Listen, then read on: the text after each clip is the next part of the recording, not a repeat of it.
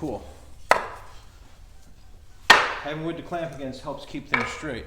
So looking at this, we are not bad shape. Here's going to be the front piece. The good part is to make all these pieces, 4 of these are 2 1/4 tall, and the original rabbet I measured was 1/4 inch thick, and I thought it was 1/4 inch deep. I'm off, because I look at where the wood was good on this one. It's actually I should have cut another 1/8 inch off of each side depth wise, but you know, this gives me an opportunity to make it good and tight. These 4 I needed, front and back, and the 2 rear doors, all came out of a 4 foot by 4 foot chunk of plywood. So now with this out, and as I said, you can always use a chisel to clean up. That's light, and you can come back with a hammer if I want. Yeah, don't want a hammer, that's where my mic is, but this side is pretty strong. I still need to do some repair work here before I fill, and here I need to start filling in. So that's what I'm going to work on between times. This one is really good. I just got a couple spots delaminated, so that's going to be my next real gluing, is trying to get these glued in, and I want to get these put in. So this actually will go in this groove, and there's still a little flex on that side, so I'm actually going to use that to my advantage. I'm going to mark this, and I don't have a pencil, about where I want it. So I'm just going to cut a little bit off of this. This is just a little X-Acto saw. There's some Japanese pole saws out there you can use. I measured at a weird angle, so I'm going to be conservative. Thing about this is like a X-Acto miter saw. It works pretty good. I've had other one, you know, the Japanese pole saws work better. I have one of those in the house. And if this gets too daunting, I can go and grab that. What I want to do is just make this groove bigger on one side. I know what you're saying, but the tongue is going to be too big. Yeah, that's not a big deal. So what I'm going to do is I'm going to cut it in a little bit this way too.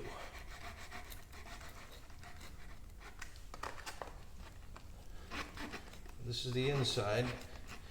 I could always do some final fitment with the chisel.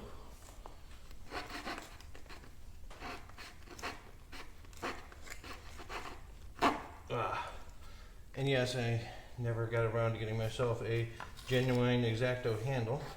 I don't know why.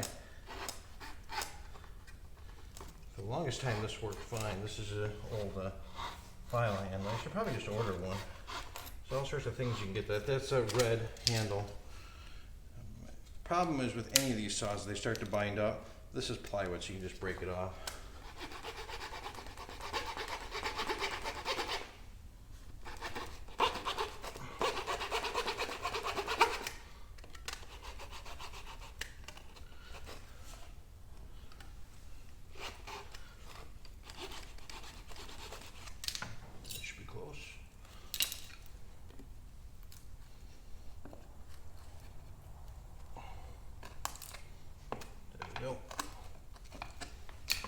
There. So now, this will fit where I need it to. So now I just got to trim this edge, or it will fit.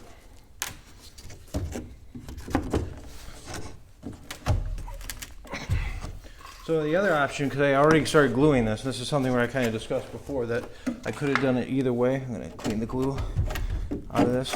Is I could have put these in at the same time. There's so much repair. I really should not have glued this side. Then I could push it out, wedge this in. But there we go. When I clamp this, will be good and tight. I got to fill that in anyways, because this. So that's kind of getting started. I may have rushed that a little bit. Got a little bit bigger gap here. I think that's because the tongue needs to be trimmed down. So I'm going to take a little bit off the end of that tongue. Then this will go into here. So that's probably the next thing I'm going to do is I'm going to fit these four in, both of them. Now this one where it's more solid on the back, I'm just going to take my saw and just chisel this groove a little bit bigger. It's already ripped out mostly anyways from the other board damage. So that's this groove down here. See here, it's ripped out too. So that's where it's going to be. The good side goes out. I just slide it in place once I get this shortened.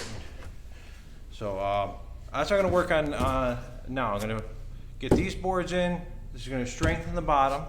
I'm going to work on gluing the bottoms up, and what I've been doing is a lot of glue, a lot of wax paper, and you got to have 2 flat boards. A big 2x4 on the outside is great. Something on the inside flat, I should put a wax paper on it, and I'm just trying to spread glue as far in as I can with this blade, so the glue mess is just all over the place. It's still all over me. So that's what I'm going to do, is I'm going to keep spreading it in. This side's fairly strong. There's a lot of wood down here, so I'm just going to keep gluing it till I know it's stable. And then when it's time to put inserts in, that's what we're going to do at the end, is we're going to put inserts in these corners to give us some strength, so when if someone drops it or rocks it, you're going to have real wood at the bottom.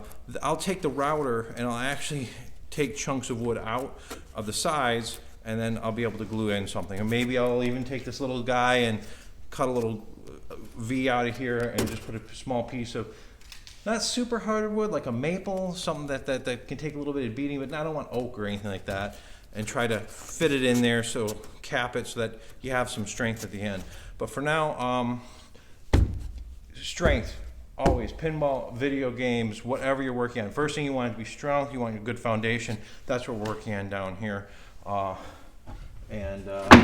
lot of repair. This is probably take me the next hour to get these fitted on both games and get this ready for the next clamp up. And then I'm going to leave at least these 2 clamps on. I'm going to move the clamps in the back over to the other game, clamp the back of the other game up so the tops are done, and I'm going to use some of these smaller clamps if there's any left over, and get that wood around the monitor I showed you last time. So thank you for watching. Make sure to follow along on Instagram, Facebook. Make sure to subscribe and check out the rest of the videos.